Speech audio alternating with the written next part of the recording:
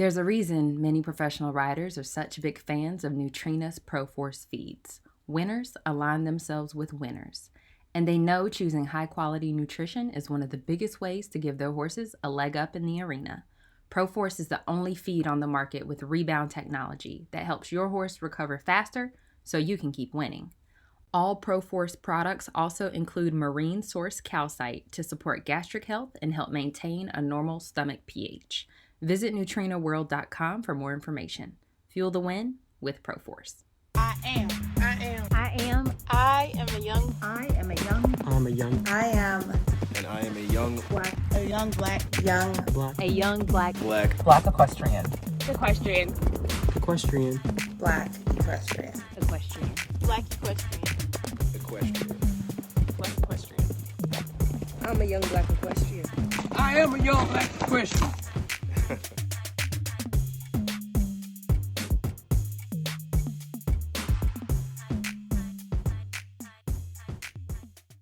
Hey, and welcome back to another episode of Young Black Equestrians with your host, Ariana Johnson. I am happy to bring you this episode today.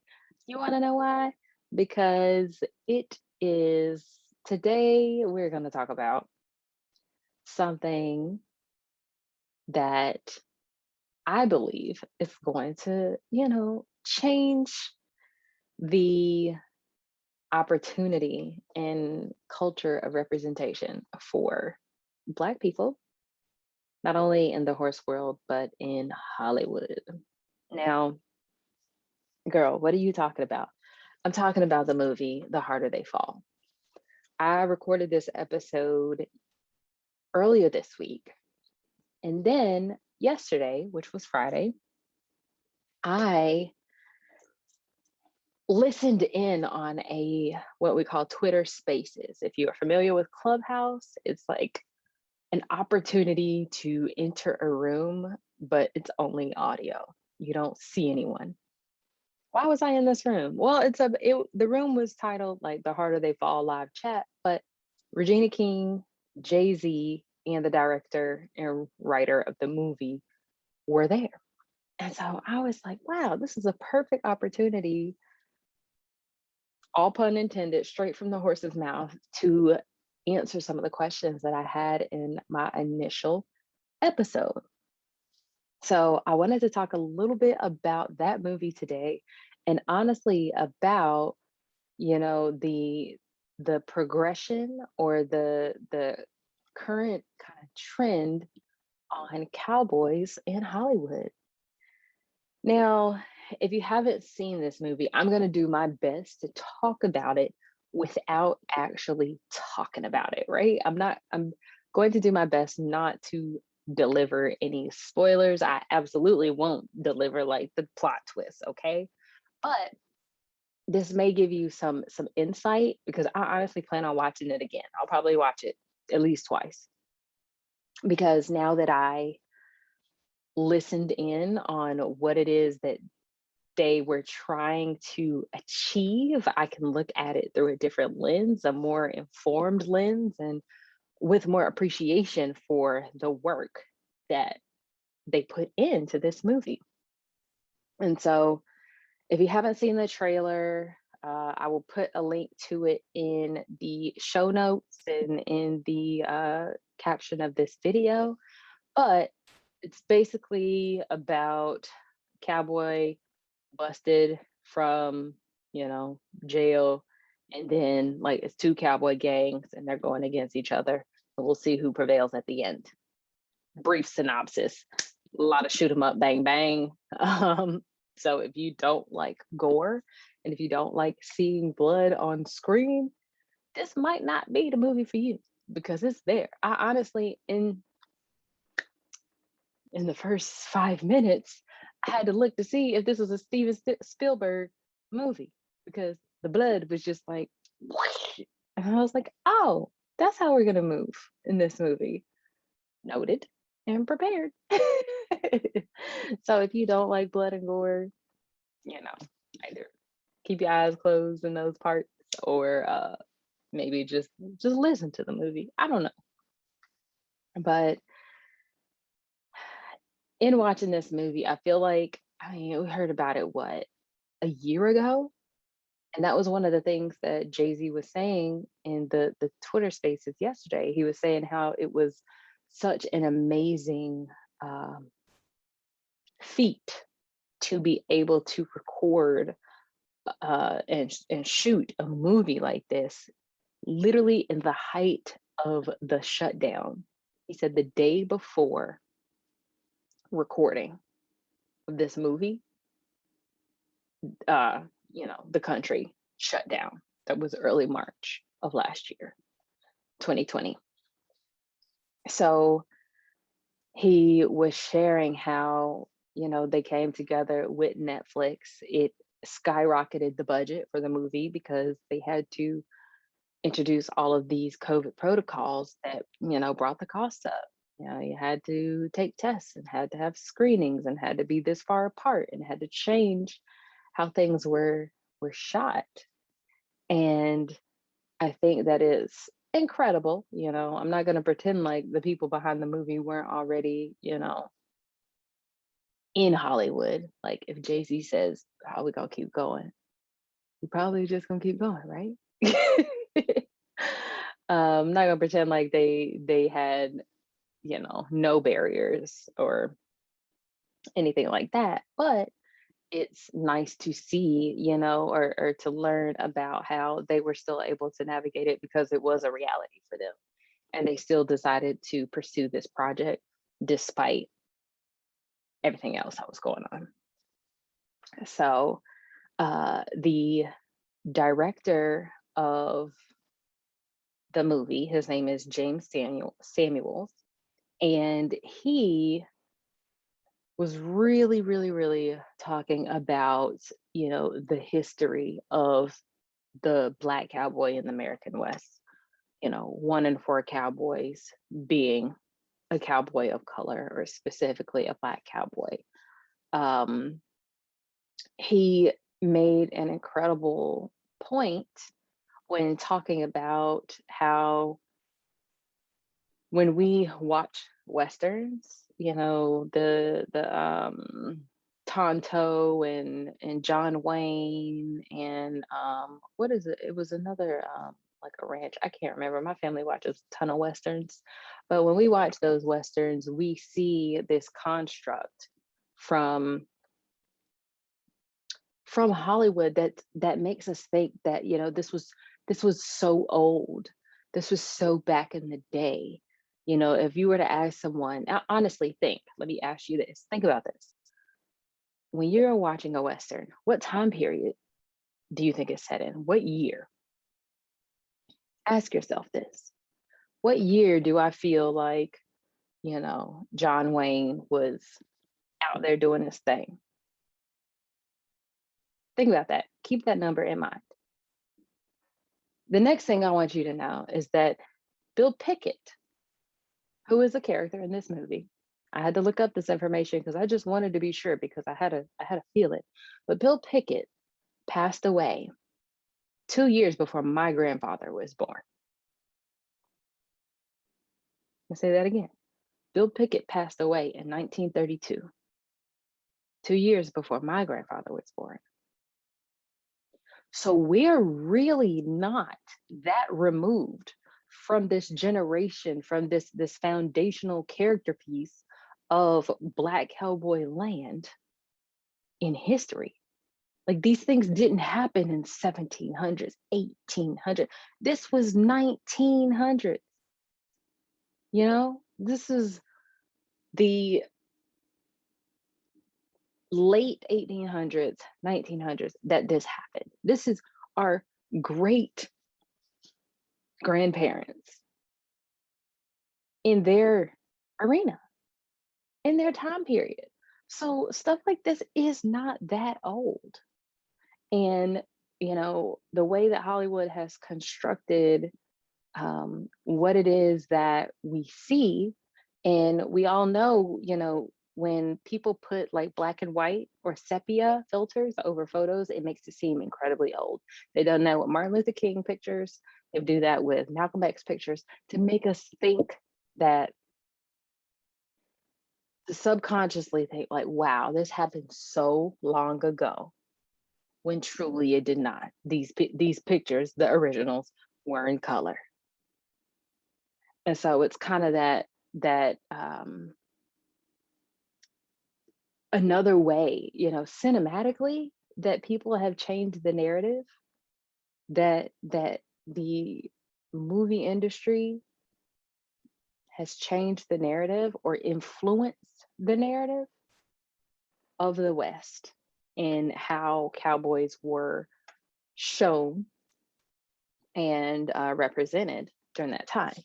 Now, producer, director James Samuel last night yesterday evening in the Twitter Spaces also said that he had no desire to make a Black cowboy movie.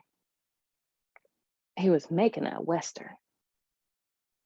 And the reality is that there were Black cowboys and that there were Black Western towns that were self-sufficient and working to thrive on their own. Now, he said that it shouldn't be that dichotomy. It shouldn't be like, this is the reality and this is the Black version, because it's not true. Both happened at the same time. But what was actually shown in the media, before now, that is what has been controlled, right? Like, these two realities happened at the same time, and they didn't happen that long ago. And so when we look at, how the things that we consume and the opinions that we make on how we show up in the media and how we represent ourselves going forward, we have to understand that it's not, reality. It's not, this is how it is for, it's not the horse industry and then, the Black horse industry. It's not always like that. There are going to be, they exist at the same time. And there are going to be differences in the experience, but that doesn't change the existence. It's not like the Black version of anything. We're not living the Black version of this industry, of this lifestyle. We're just simply living it. And so I wanted to also talk about, first, when you watch the movie, like, the movie's great. The movie's truly great. But after a while, maybe like 10 minutes in, you are significantly, if you're anything like me, you are going to notice the use of music in this movie.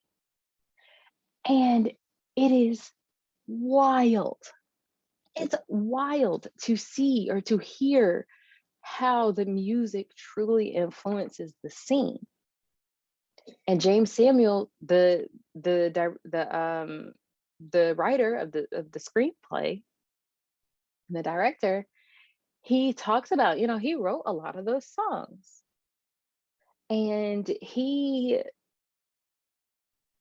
said in the Twitter Spaces yesterday, he said that, when he went to Jamaica, I think he said like in the 80s or something like that, the Jamaicans were dressed as cowboys because that was like the only thing that was really on TV during that time, or, what they could get.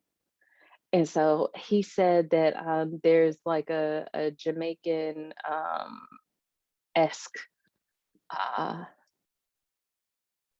song kind of in the beginning that, growing up for him, every time he heard it, he heard hoofbeats. He said he grew up obsessed with Westerns. He absolutely loved them. And he actually wrote this movie 10 years ago. But he said that, when he hears it, he hears hoofbeats. And he said that it's crazy for us to not think that there is some sort of like cross inspiration between, you know, Caribbean music and some of the music that was coming through TV from these Westerns. He also made a very good point that I never thought about, that the music that we hear in Westerns, they didn't have that music back then. They didn't have the dun dun dun dun dun Tonto. Like they didn't have that. When you see a Western and the cowboys are like racing across the plains, the music that normally goes with that, I'm not trying to sing on this podcast to y'all, but you know what I'm talking about. That wasn't cowboy music. That wasn't Western music.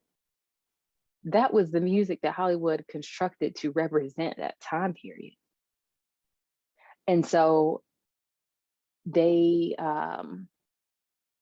used a lot of inference from that to say, you know, okay, we want to cinematically choose like a musical experience that many Black people will relate. He talked about how when you are going to a house party and you're trying to find a party and you looking around and maybe you didn't have the exact address, but you know, it's at Kiki's house, that you tend to listen for the music.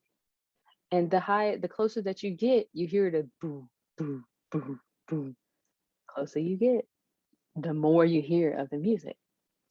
And so he said he utilized, you know, a lot of those kinds of experiences in how he constructed the soundtrack and the use of the music in the movie.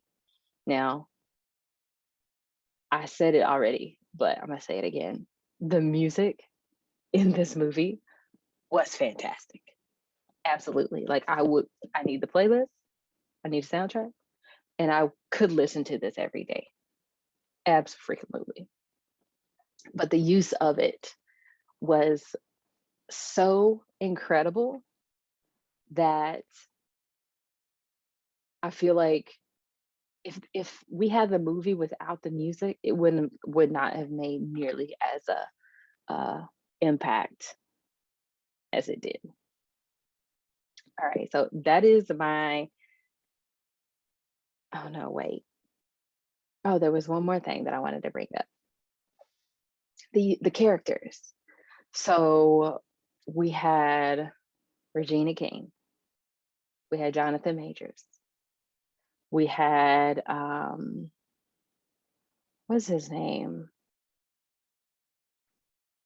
Lakeith Stanfield, and obviously Idris Elba. We had some other people that were pretty famous in here too. And they were characters that may not have all run together. You know, we don't know that Stagecoach Mary and Bill Pickett were running in the same circles. You know, I haven't seen much history on that, but I would love to, right? But it was interesting to see some of these representations of these characters and personalities that come with them, because you know, if you've been listening to this podcast for any amount of time, you know that we talk about, you know, some of these characters. Bass Reeves was there. He was also in the movie. Tom Bass, Bill Pickett. Yeah, we talk about those. We have talked about those people, and historically, you know, how they show up in literature, how they show up in TV, how they show up in movies and things like that. But I think that we do a disservice if we expect there not to be any sort of kind of embellishment, or that is going to be 100% historically accurate. You know, there's been a lot of conversation about Zazie Beetz being the character that was Stagecoach Mary, and how that is not historically accurate. But we also have to ask, you know, is the entire story historically accurate? You know, Nat Love was in there too. Yes, one of the main characters. Forgot that guy. But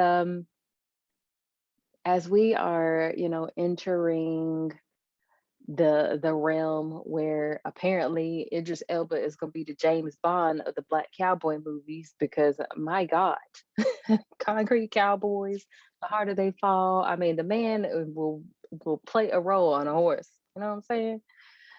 How do we how do we manage that expectation to show up historically to tell the true history while also understanding that it is cinema and it is art and it is embellishment and it is, you know, exaggerating what may have truly occurred. How do we manage that? Let's talk about that more after a word from our sponsors.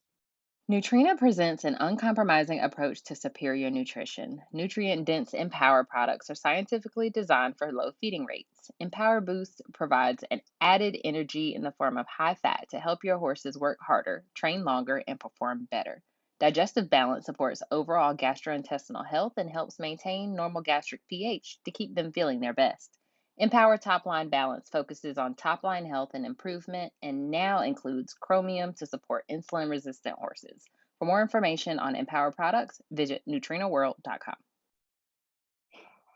All right, so let's get into it. I truly want to know what you guys think, and you can leave a comment under this video or shoot us a message on any of our social medias.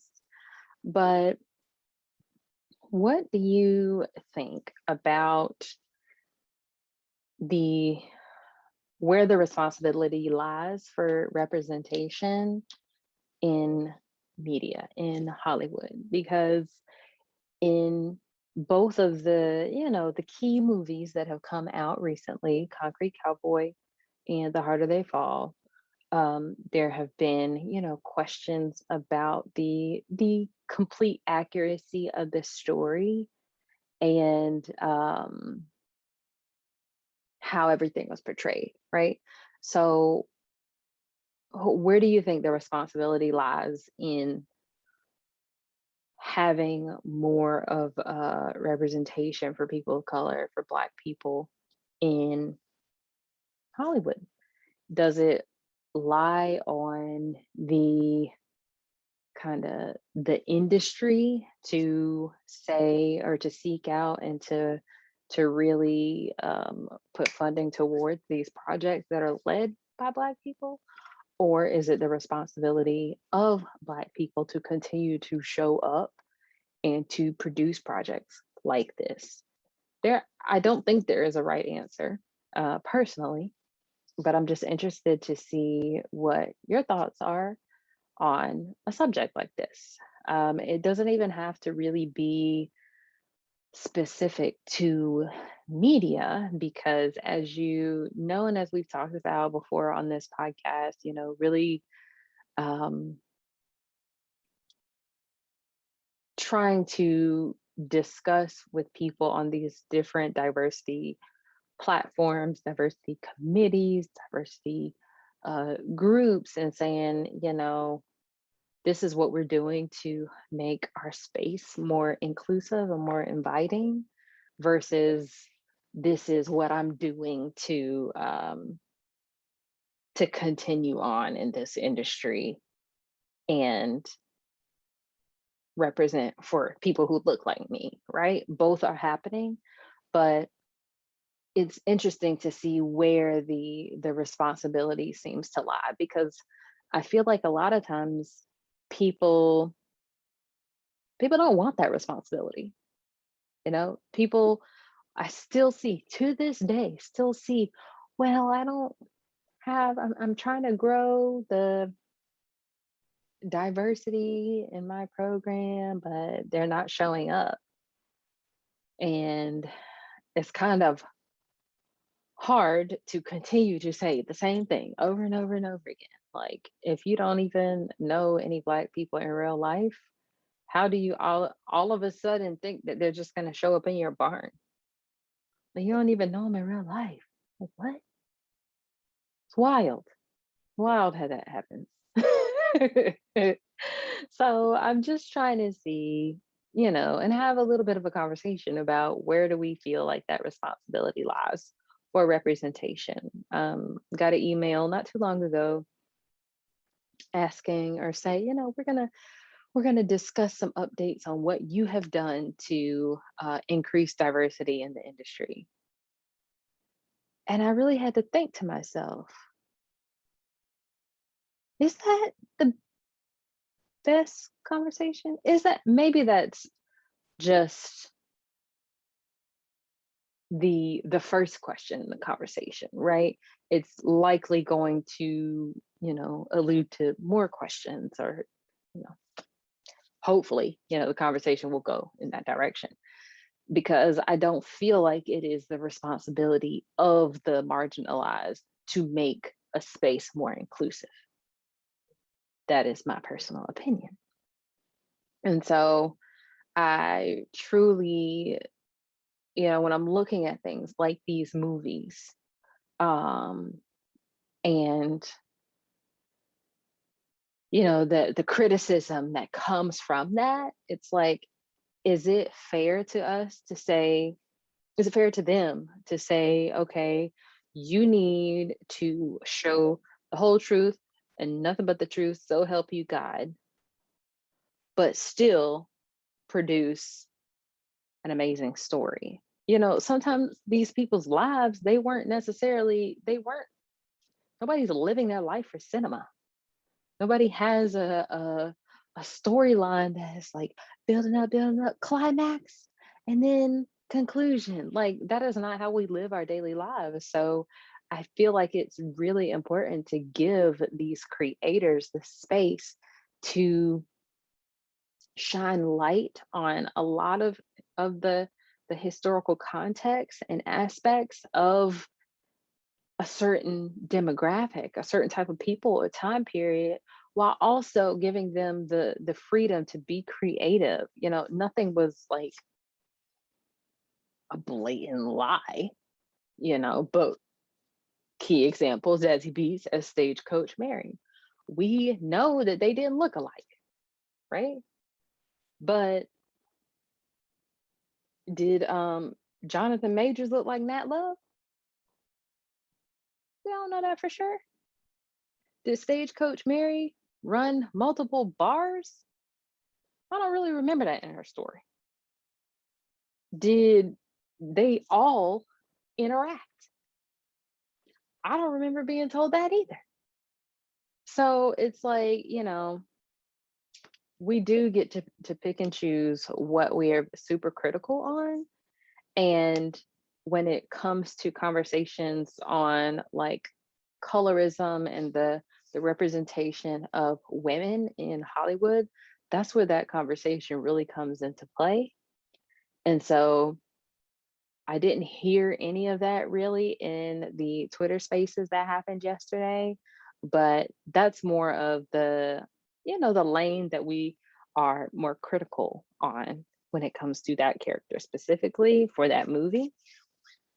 But we didn't really see anything like that in, say, Concrete Cowboys, because we didn't know those characters. Those characters weren't a part of a common history for everyone. Those characters didn't have they weren't really based off of real life people specifically. They were a reimagination of real life people. And so, that brings me to question where does the responsibility of accuracy connect with um, the opportunity to be creative and to craft a story that will captivate people and that will make them even look into like, wow, Nat Love, let me look him up. Let me is this real? Is this a true thing? And does this just simply open the doors for more projects like this to be funded? What's that about? I've seen so many people who were, stunt riders and, you know, consultants and were, brought in onto this project to really help shed some light on it and help with the delivery of it. But the director, Jesse Samuels, talks about how a lot of times in Westerns, the women are seen as subservient, or, they don't have a piece of the story without the relation to a man.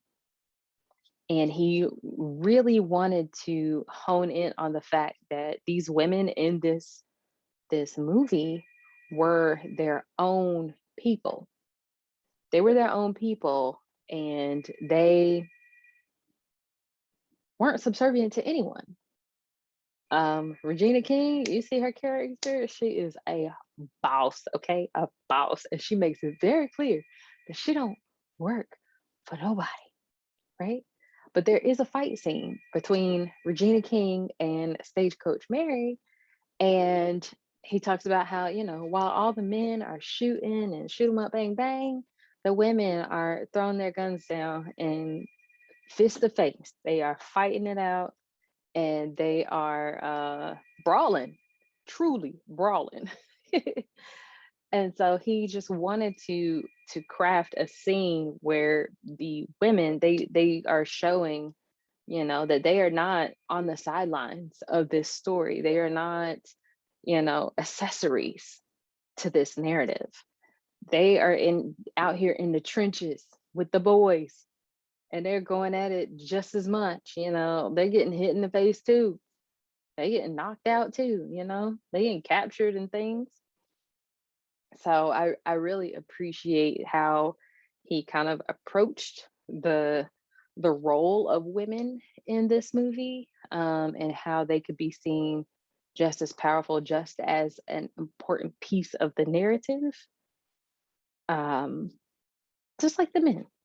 Just like the men. If the women were not there, the story would not have been the same. They were not accessories to the story at all. So, needless to say, I think that there is a fantastic combination of, historical reference and creative kind of reimagination of the American West, and how, in a story, the way that only Black people can tell a story about other Black people. I think that there is a significant opportunity and appreciation that should be given for stories of us by us, which is another reason why we are here on this podcast, right?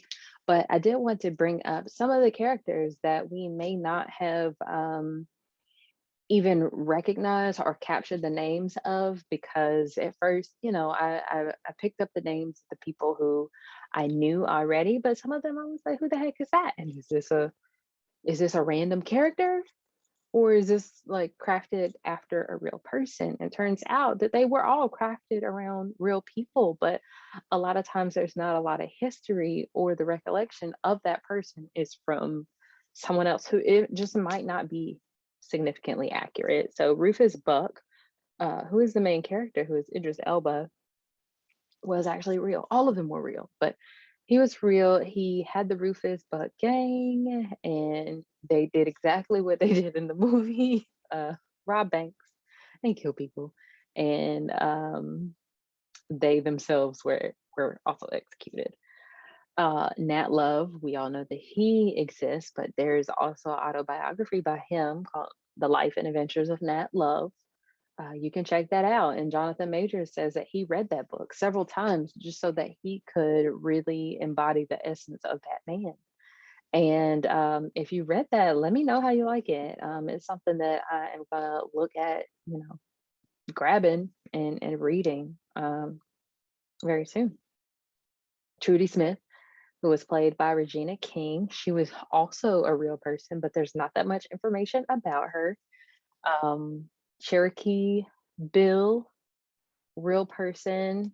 And it's amazing because these people, a lot of them, died really young, but some of them, lived out significantly long lives. I mean, if you get to be 60 years old back in that time, you lived a very long life, right?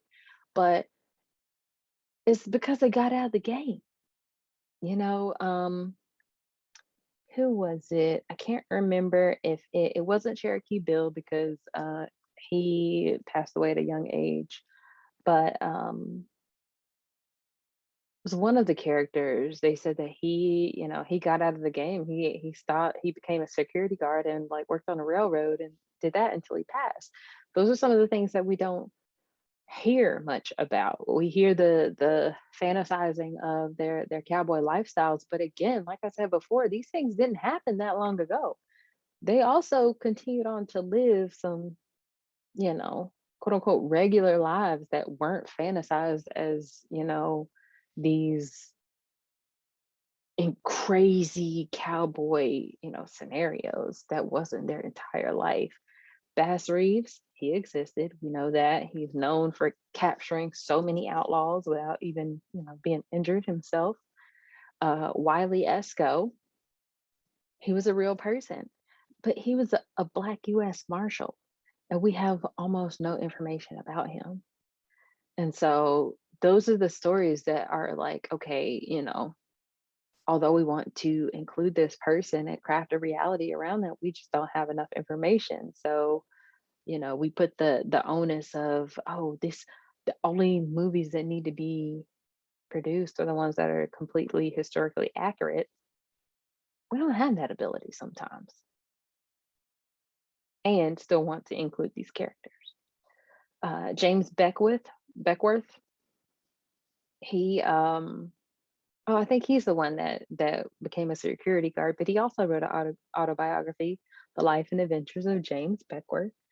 But he went on to be a security guard and work on a railroad until he passed. So I think it's one of the great things movies like this does, and Concrete Cowboys did too, is give the world a glimpse into who these people might have been, and even just brings their image to the forefront, and introduces people to their concept and lets people do their own research, encourages people to do their own further research into who they are as people, what they stand for, and the impact that they've made on not only the horse world, but the world in general.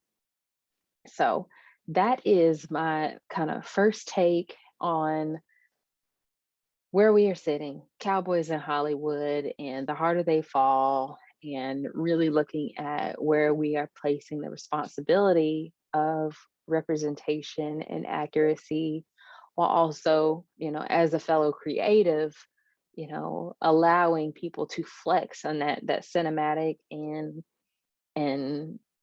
kind of grandiose representation of this kind of lifestyle. So let me know what you think about the movie. Let me know your initial thoughts. Let me know of your thoughts after listening to this episode. I know that I'm going to watch it again, and I encourage you guys to do the same, because we always want to support movies that represent the lifestyle that we love and that we are passionate about, and that we want to continue to bring other people in. I hope you have a fantastic rest of your week. Don't forget to subscribe to this podcast. Subscribe to our YouTube channel if you are watching on YouTube, and be sure to share this episode with a friend. And until next week, you guys have a fantastic week. Bye. Thank you for tuning in to another episode of Young Black Equestrians. Head over to our Facebook or Instagram pages and let us know what you thought about that episode. Leave us a review on Apple Podcasts and have the opportunity to be featured in our next episode. See you next week.